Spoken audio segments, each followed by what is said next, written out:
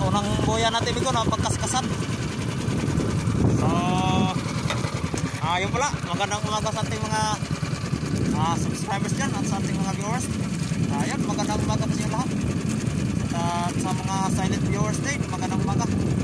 So yun bigo, update na tayo bigo sa binta natin kapon bigo, kung magkano inabot ng isda natin kapon. Yung isda natin kapon bigo, umabot ng toki, binta natin kapon.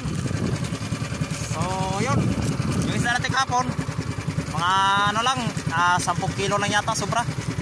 Kaya yun, toki lang yung binta natin, tag 200 yung kilo. Kaya ganun.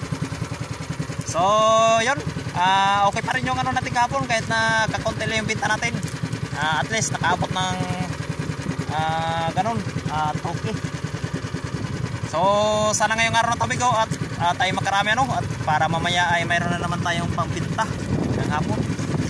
So kakarating na natin bigo sa parting ito. Andito tayo ngayon sa laot ng Mungol-Bungol, sa may parting Samar pa rin. Yan, mga dating spot pa rin to natin bigo. So yun, sana makarami tayo ngayong araw na to at pagpalari tayo ni Lord para sulit naman yung laot natin ano. Yung buya na yan ang una nating kakaskasan. Sana may daraw sa buya na yan.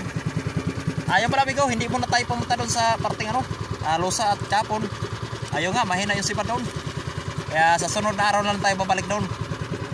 Kaya dito muna tayo sa parting ito, maghanap buhay. So baka sakali tayo dito at baka mayroong mga daraw yung mga buya dito.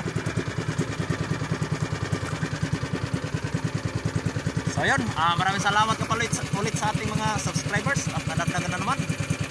At sana ituloy-tuloy lang po yung panonood po nyo ng ating mga video at mag-subscribe. So sa mga viewers dyan, maraming salamat po sa inyong lahat sa panonood at sa mga silent viewers.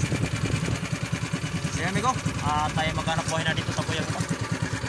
So sana ipagpalari tayo ngayong araw na to no? At ng mamayang hapon, mayroon na naman tayong maibintang isda. Makabili na naman tayo amigo ng 1 kilong bigas.